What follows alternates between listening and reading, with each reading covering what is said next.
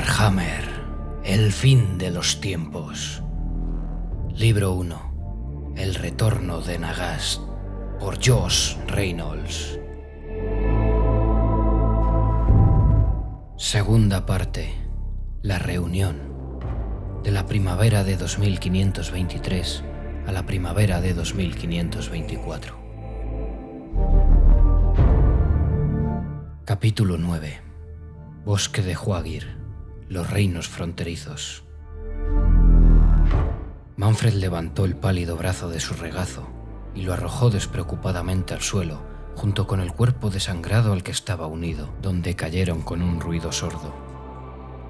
El cuerpo pertenecía a una muchacha, una campesina de una de las aldeas que habían atacado la noche anterior, creía.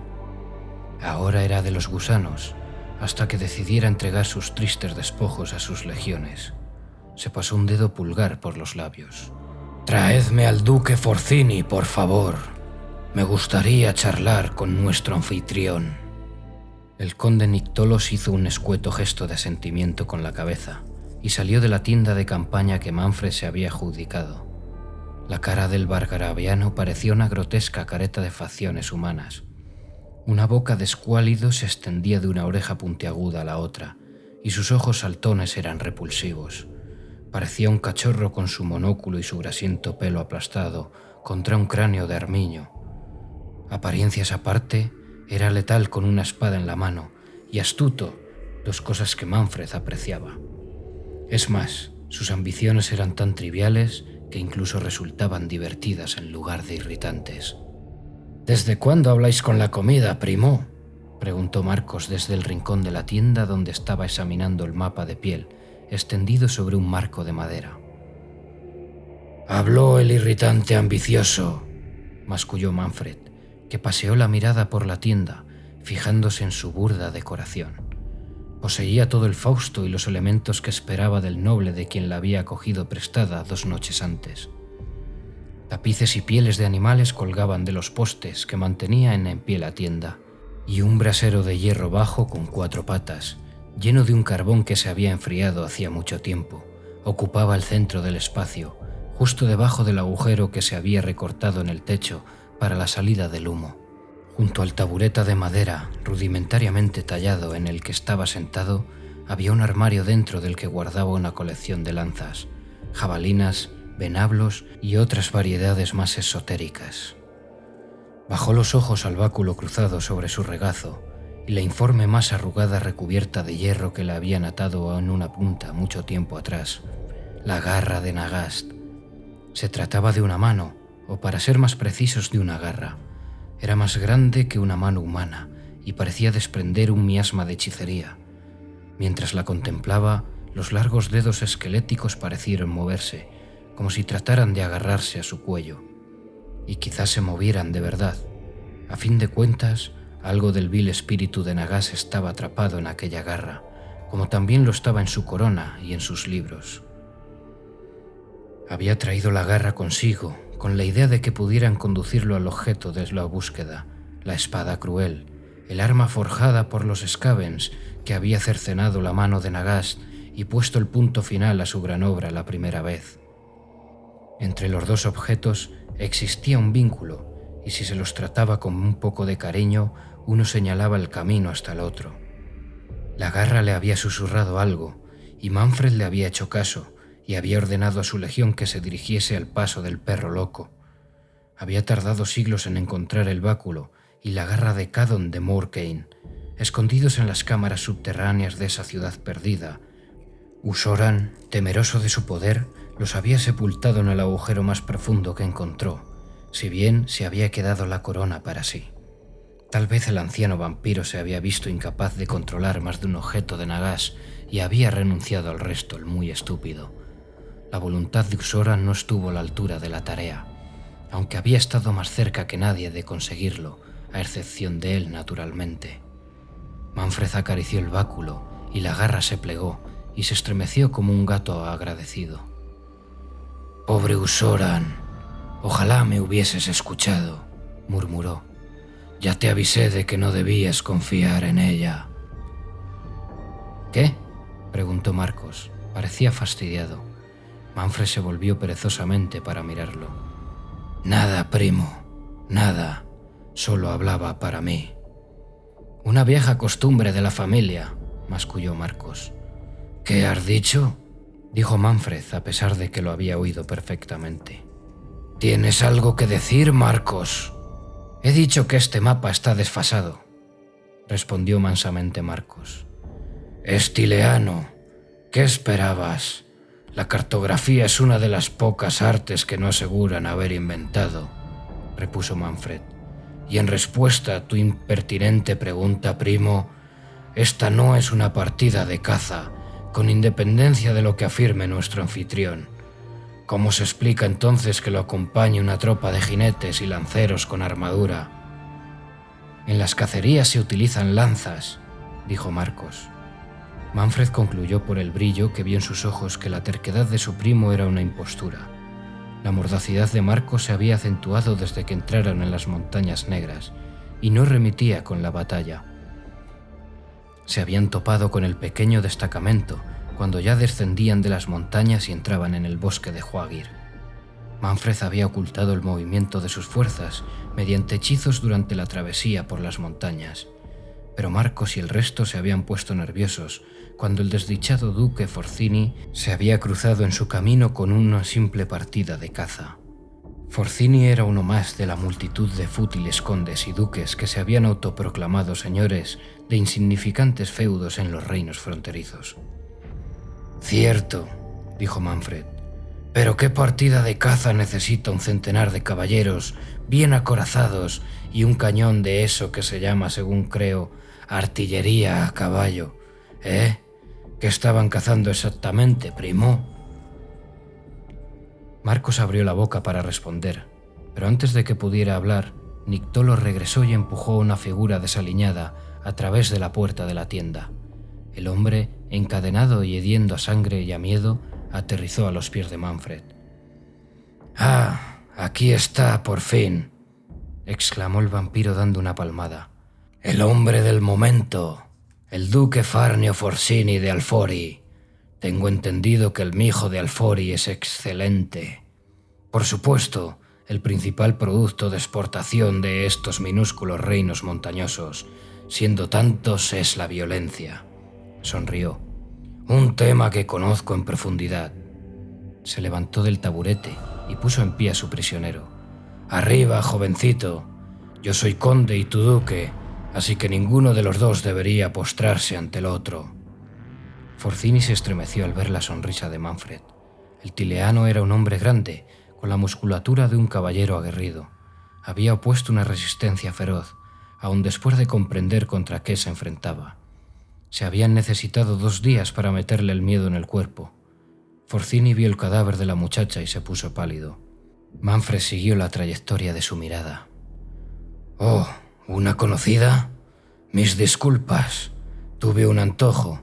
Espero que lo entiendas. No suelo dejarme llevar, pero, bueno, me diste tanta guerra que me entró un hambre voraz». Miró al magullado duque. Tenía que llegar al paso del Perro Loco antes de las primeras nieves de la estación, y eso significaba que había que moverse con rapidez por los reinos fronterizos. No tenía tiempo para entretenerse con batallas innecesarias. Si la insignificante aristocracia de aquellas tierras se había enterado de su presencia y estaba movilizándose para enfrentarlo en batalla, tenía que saberlo, y mejor antes que después. «¿A dónde te dirigías?», inquirió Manfred con los dientes apretados. «Dímelo, y no alimentaré a mis caballos con tus tripas». Los Scavens», farfulló Forzini con los ojos cerrados. Manfred soltó un gruñido. «¿Cuántos?». Miles, quizás más», respondió Forzini. Miró a Manfred. «Acudíamos en ayuda de mi vecino del sur, el conde Tulvik. Han sitiado su fortaleza». «En ese caso, estabas yendo en la dirección equivocada», señaló suavemente Nictolos, mientras se limpiaba el monóculo en la manga. «En una ocasión fui huésped del viejo Tulvik», pestañeó. «Bueno, en realidad de su abuelo». Manfred gruñó y agarró del cuello a Forzini. «No me gustan las mentiras, Forzini». No es mentira, lo juro», balbuceó el duque. «Pero cuando ya estábamos en camino, llegó un mensajero con la noticia de que estaban asediando mi propia fortaleza, así que di media vuelta para regresar. Mi esposa, mis hijos, mi pueblo», dijo esto último con un grito ahogado, y se soltó de Manfred en un fuerte arrebato. Manfred lo dejó libre. Forcini se lanzó hacia la empuñadura de la espada del vampiro. «¡Tengo que salvarlos!». Manfred descargó con despreocupación un puño en la coronilla del duque, que dio de bruces contra el suelo, y lo inmovilizó con un pie mientras el noble despotricaba contra él. Miró a Marcos y éste asintió con la cabeza a su pesar. «Eso explicaría lo que vimos, ¿no? No se trata de una incursión aislada, primo. Es una invasión». Durante el descenso a las estribaciones de las montañas negras, habían esperado encontrar las llanuras, las ciénagas y los bosques salpicados de los habituales puestos avanzados y ciudades soberbias aunque pequeñas. En cambio, habían encontrado un territorio arrasado, castillos reducidos a ruinas carbonizadas y ciudades convertidas en ascuas humeantes, y por todas partes las señales de la peste, zanjas atestadas de cadáveres y fosas comunes rebosantes de cuerpos. Manfred había pensado en un primer momento que solo estaba viendo el resultado de una de las interminables guerras fronterizas que de vez en cuando estallaban y acababan de la misma manera súbita. Pero la devastación era una de proporciones exageradas, y los presagios de la perdición de Tilea y de Estalia, que había visto en su artefacto de evidencia muchos meses antes, regresaron al primer plano de su memoria. Entonces supo que el final que había visto estaba acercándose. La urdimbre del mundo estaba alterándose y el tiempo se agotaba. No había otra explicación para que los Skaven salieran de sus tenebrosas madrigueras en un número tan grande como el que afirmaba Forcini, y como él mismo había visto en sus visiones. A pesar de que confiaba en la capacidad de Lys para mantener el control de Silvania en su ausencia, sabía que nadie podía defender su reino mejor que él. Si era cierto que los Skaven estaban reuniéndose en tal cantidad en los reinos fronterizos, no podía contar con que sus hechizos bastaran para pasar desapercibido mientras cumplía su misión. Por lo tanto, pensó que lo mejor sería no correr el riesgo de intentarlo siquiera, toda vez que había traspasado las fronteras del imperio. «¿Cuántos prisioneros hemos tomado?», preguntó tras el momento de reflexión. 1, 2, 3, 50 o 70, respondió Nictolos contando con los dedos. «Casi toda la guardia del duque. Nos dieron bastante guerra para tratarse de una pandilla de caballeros presumidos». «Viendo aquí a mi buen amigo Forcini, no me cabe duda», repuso Manfred. Asió las cadenas del duque y tiró de ellas para acercarse al prisionero. «No tengo la costumbre de conceder oportunidades, Forcini. Sienta un mal precedente para la realeza, pues, como ya sabes, la escoria acaba pensando que tiene algún poder de decisión en su destino. Sin embargo, si hay miles de Skaven merodeando y arrasando estas tierras, necesitaré todos los guerreros que pueda reunir, muertos o no». Manfred se relamió. Si bien la sangre de la muchacha había saciado su sed, todavía podía sentir las erráticas pulsaciones de Forcini. Aferró con más fuerzas las cadenas del duque. «Júrame lealtad, duque Forcini, y recuperaré tus dominios para ti. En realidad te convertirás en el héroe que salvará a todos los reinos fronterizos, si así lo deseas. O muere ahora y cabalga a mi lado convertido en un autómata anónimo. Me servirás vivo o muerto, pero me servirás. Haz tu elección». Oyó la risa sibilante de Vlad, mientras miraba las facciones enrojecidas y sudorosas del duque. «Esas palabras me suenan. Me siento honrado, hijo», murmuró Vlad. Manfred casi podía verlo por el rabillo del ojo. Pestañeó y Vlad desapareció. «¿Y bien?», gruñó tirando de Forcini para acercárselo. «Elige». «¿Salvarás a mi pueblo?», preguntó Forcini. «Salvaré a todo el mundo», respondió el vampiro. Forcini cerró los ojos y asintió con la cabeza temblorosa. Manfred gruñó con satisfacción y hundió los colmillos en el cuello del duque. Mientras bebía su sangre, sus ojos se encontraron con los de Nictolos. El espantoso vampiro hizo un vehemente gesto de asentimiento y salió de la tienda. Cuando acabó, Manfred dejó caer el cuerpo laxo de Forzini y se sentó en cuclillas junto a él. Con la uña de un dedo pulgar se hizo una excisión en la palma de la otra mano y vertió unas gotas de su sangre en las heridas que acababa de abrirle en el cuello. Cuando se levantó, el corte en su mano ya se había curado. ¿Estamos haciendo lo correcto, primo?, preguntó Marcos con la mirada fija en el hombre no del todo muerto. Espero que no estéis pensando en que convirtamos a sus siervos. Una cosa así sería una afrenta, incluso para mi escasa dignidad. Manfred se sonrió. Hasta el interior de la tienda llegó el eco de gritos. El margraviano ya está ocupándose de eso. Para cuando lleguemos a nuestro destino dispondré de una escolta digna de un emperador de los muertos, primo. Marcos ya iba a replicar cuando el aullido de un lobo desgarró el aire y resonó por toda la tienda, acallando incluso los alaridos de los hombres de Forzini. Marcos desenvainó la espada y salió como un rayo de la tienda. ¡La alarma!, vociferó. Manfred lo siguió fuera de la tienda, con más parsimonia y limpiándose los labios con los dedos. Al parecer no tendría que ir en busca de los Skaven. Ellos habían ido a él.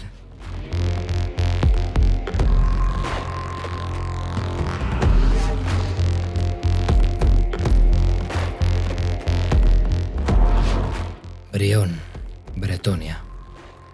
El castillo del Risco había sido uno de los baluartes sobre los que se había cimentado el poder de Brión, pues protegía la frontera de la provincia contra todos los enemigos.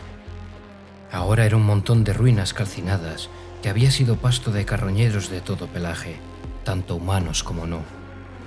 Heinrich Kemmler, el señor Liche, golpeó el suelo con el báculo para reclamar la atención de los muertos de la fortaleza en ruinas. El traqueteo de huesos abriéndose paso a través de las cenizas y de los trozos de carne todavía adheridos a ellos colmó el aire. Kemmler cerró los ojos y movió la mano y el báculo como si fuera el director de orquesta del teatro de la Ópera Imperial. Los muertos se levantaron, atraídos por su hechicería, y acudieron a él como los penitentes en un templo. Una risa que sonó como un graznido escapó de los labios de Kemmler. Arkham observó cómo el señor Liche sacaba a los muertos de su efímero letargo y apenas le sorprendió el poder que parecía poseer el anciano nigromante.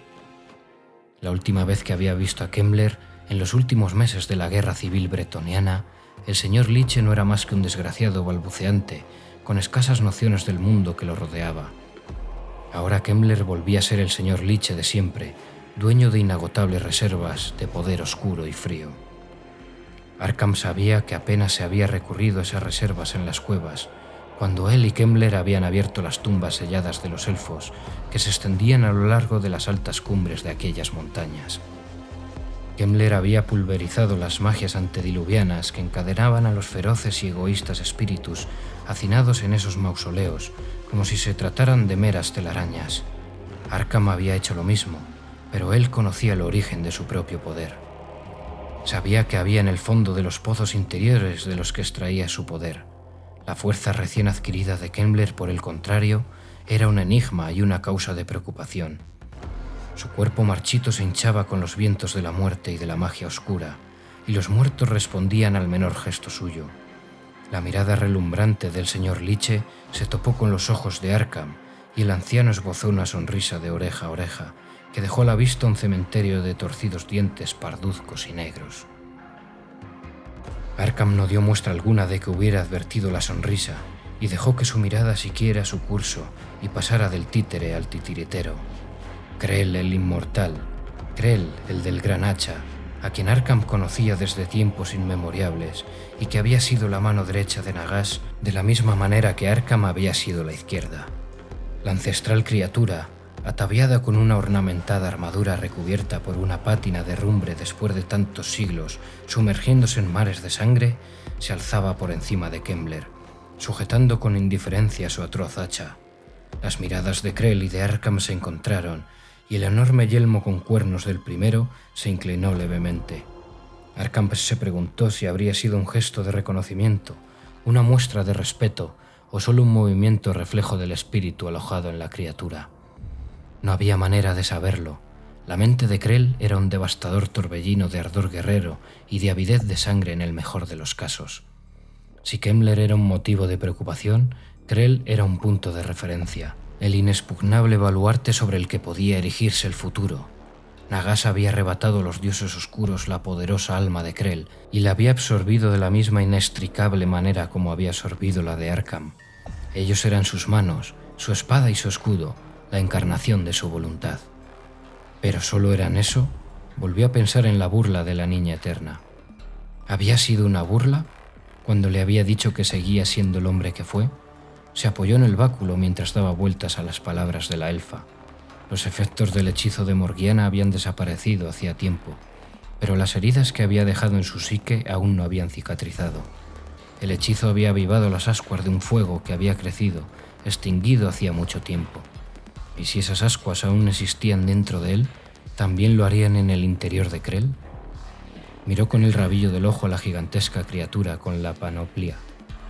Si quedaba, como en su caso, una parte de Krell en aquel descomunal cuerpo, ¿qué podría llegar a ocurrir si alguna vez despertaba? ¿Sería capaz siquiera Nagas de controlar una entidad como Krell si éste daba rienda suelta a su ira? ¿Y se había ocurrido? Krell se volvió, y los dos seres muertos se miraron fijamente a los ojos a través del patio. ¿Quién es tu titiritero?, se preguntó Arkham. Kemmler se echó a reír y Arkham se volvió hacia él. El señor Lich estaba dando instrucciones a dos muertos recientemente levantados para que colocaran unas bridas y una silla de montar en el cuerpo resucitado del señor de la fortaleza. Pero entonces supo sobre quién caería primero el gran hacha si Krell rompía la correa que lo ataba. Ese pensamiento le resultó casi divertido. Nadie más que Kemmler merecía una destrucción así. ¿Qué está haciendo?, preguntó Gears. ¿Está loco? Arkham miró a su grupo de siervos. Los nigromantes permanecían juntos con evidente nerviosismo, cerca de él, observando cómo Kemmler ejecutaba sus hechizos. Ni siquiera entre otros profanadores de muertos, el señor Lich tenía rival. Ninguno de ellos había ido allí, de buena gana, y Arkham se daba cuenta de que incluso el habitualmente flemático Fiduci se sentía incómodo con la compañía que lo rodeaba.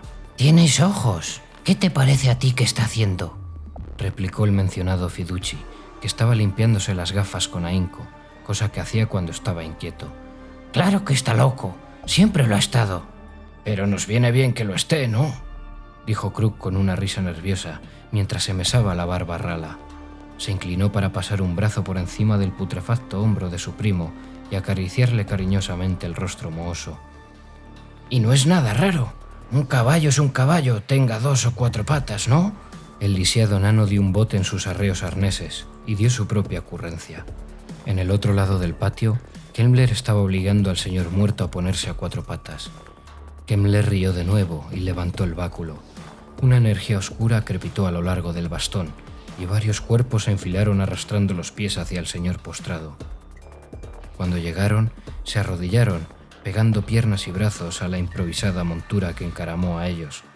Por un momento la masa de cadáveres pareció una tosca pirámide.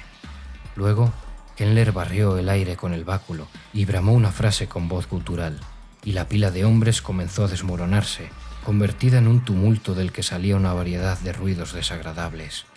Los huesos chocaban contra la carne enfangada, se astillaban y se transformaban, mientras los trozos de carne se fundían y los órganos salían expulsados, convertidos en despojo de sangre y fluidos. Momentos después, un monstruoso conglomerado que Arkham le recordó a una araña, compuesto por cuerpos humanos en estado de descomposición, se irguió sobre su multitud de manos y pies. Kemmler se subió a la silla de montar y tiró de las riendas para que la criatura se levantara sobre las patas traseras. El nigromante se echó a reír mientras la montura apoyaba de nuevo las patas delanteras en el suelo y miró a Arkham con una expresión lasciva en el rostro. «Y bien, Liche, ¿qué te parece mi nuevo animalito?». «Muy bonito, Kemmler. De nada, por cierto. Un señor menos benevolente no te habría permitido satisfacer tus ansias de jugar con carne humana», repuso Arkham. El otro nigromante lo miró con el gesto ceñudo. Si bien la lealtad de Krell era incuestionable, Kemmler tenía una aversión al vasallaje que rozaba la fobia. «¿Permitir? Somos socios, Nejekaran», replicó Kemmler. «¿Me necesitas?». Sonrió a Gears y a los otros. Su poder es como el arañazo de un gato en comparación con el mío. Entre todos quizás reunáis una pequeña horda, pero jamás tomarás la abadía de la Maison Tal sin mí, aseveró, escupiendo en nombre de su destino como si fuera una maldición, y quizás para Kemmler fuera precisamente eso, ya que había intentado asaltarla más de una vez a lo largo de su sórdida trayectoria como nigromante, y siempre había fracasado. Arkham se preguntó si Kemmler sentiría como él la llamada del objeto oculto en los sótanos de la abadía. Sospechaba que Nagash susurraba al oído del señor Liche, lo hubiera advertido, este o no. De lo contrario, ¿cómo controlaría a Krell, si es que lo hacía? «Piensa lo que quieras, siempre y cuando hagas lo que yo diga», contestó con acritud Arkham. Kemmler hizo un mohín. Estaba diferente. Arkham no alcanzaba a distinguir qué había cambiado en él, pero era como si en el interior del nigromante hubiera despertado algo que a Arkham no le gustaba nada. No le gustaban su recién adquirida lucidez, ni las hebras de poder que corrían dentro de él. «Ambos somos siervos de un poder mayor», añadió Arkham. «Todos los aquí presentes servimos a ese poder, a menos que alguno lo haya olvidado». Se volvió a mirar a los otros nigromantes y a los indolentes vampiros, que le devolvieron la mirada con unos furibundos y brillantes ojos rojos. «No penséis que podéis descarriaros. El tiempo pasa lentamente para los muertos, pero no se detiene», dijo con una voz que llegó a todos los rincones y a todos los oídos capaces de oír y de comprender. Levantó el báculo y señaló el cielo, embravecido como un mar verde y negro en mitad de una tempestad. Unas pálidas coronas titilaban por todo el firmamento nocturno y cicatrices verdes se extendían hasta las lejanas montañas, hendiendo la negrura. La escena evocó en Arkham la imagen de la perlada carne de un cadáver en proceso de putrefacción. El mundo estaba pudriéndose por dentro y por fuera. Estaba muriendo, pero agonizaría en su lecho de muerte durante milenios si los reyes y los señores que se interponían en su destino se salían con la suya. Los dioses de los hombres y los demonios luchaban para adueñarse de un mundo que tenía un pie en la tumba. Solo una vez muerto podría redimirse, solo con la voluntad del rey inmortal. El gato, en su lugar habitual sobre el hombro de Arkham, se estiró y huesos y ligamentos crujieron sonoramente cuando hundió las uñas en su túnica. Arkham sintió una determinación renovada cuando volvió a hablar, si bien se preguntó si las palabras que pronunció eran en verdad suyas o de Nagash. «Todos estamos al servicio de la voluntad y del capricho del Rey Inmortal, y en su mano la que nos guía en este camino. Es gracias a su voluntad que existimos. Tan cierto es que los vampiros nacieron de su sangre negra, como que vosotros, los que seguís el camino de la muerte, sois guiados por su sabiduría y escucháis sus enseñanzas. Tan cierto como es su voluntad la que me hace perseverar en mi misión. Le juramos lealtad, dedicación, pues sin él solo seríamos polvo. Por el contrario, nos hallamos frente a la puerta del corazón del mundo y llamamos a ella. Éramos los sumisos y ahora somos los poderosos.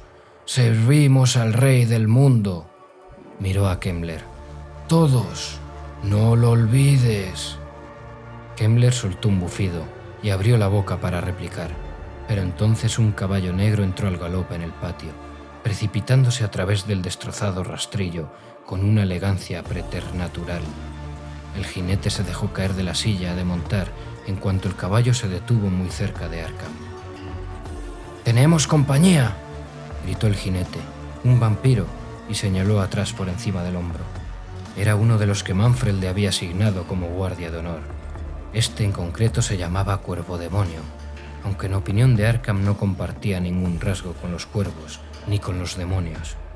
Sin embargo, Arkham prefería su compañía a la de Anark, el bruto comandante de los acorazados caballeros de sangre, que rezumaba ambición e impaciencia por todos sus poros, dos cosas que Arkham ya no soportaba ni entraban en su cabeza. Arkham ladeó su cabeza.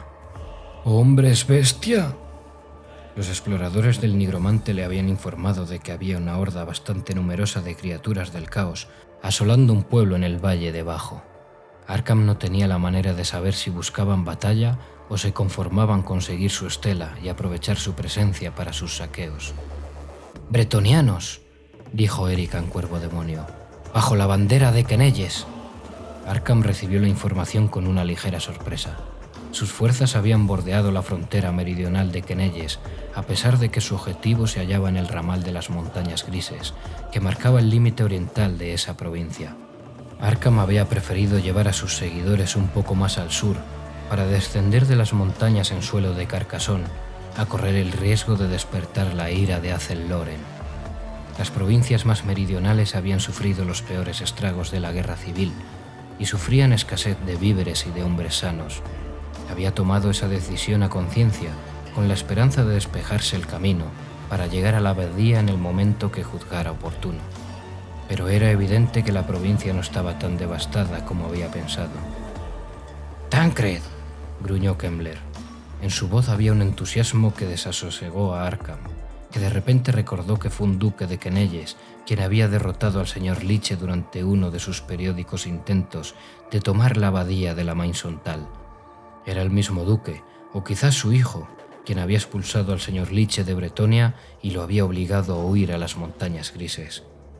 «Seguramente, o cualquiera del otro centenar de aristócratas de la provincia desplazados», repuso Arkham.